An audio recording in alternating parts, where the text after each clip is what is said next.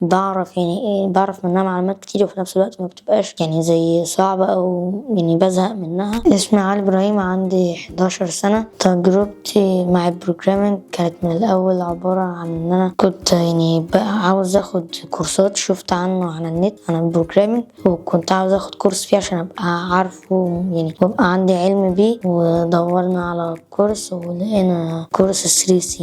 قبل أول سيشن في البروجرامينج في الكورس كنت يعني معرفش أي حاجة عن الموضوع، وكنت يعني متشوق إن أنا أعرف إيه البروجرامينج وإن أنا أتعلمه. وبعد أول سيشن يعني كنت بالنسبة لي حاجة ممتعة إن أنا أكتب الكود ويتنفذ يعني ويتحل بسرعة. يعني كانت التاسكس مش صعبة أوي عليا، كنت بعرف أعملها وكانت يعني سهلة. السيشن أكتر يعني حاجة كنت بحبها فيها إن المستر يعني بيشرح بطريقة كويسة، ويعني بتبقى بالنسبة لي السيشن يعني في حاجة ممتعة بالنسبة لي. بعرف منها معلومات كتير، وفي نفس الوقت ما بتبقاش يعني زي صعبة أو يعني بزهق منها، وبكون عاوز دايما أقعد فيها أكتر بكتير. أنا بنصح زمايلي اللي لسه ما خدوش الخطوة أو خايفين إنهم يتعلموا بروجرامينج، عشان البروجرامينج بقى هو المستقبل، وهو يعني اللي مشغل كل حاجة.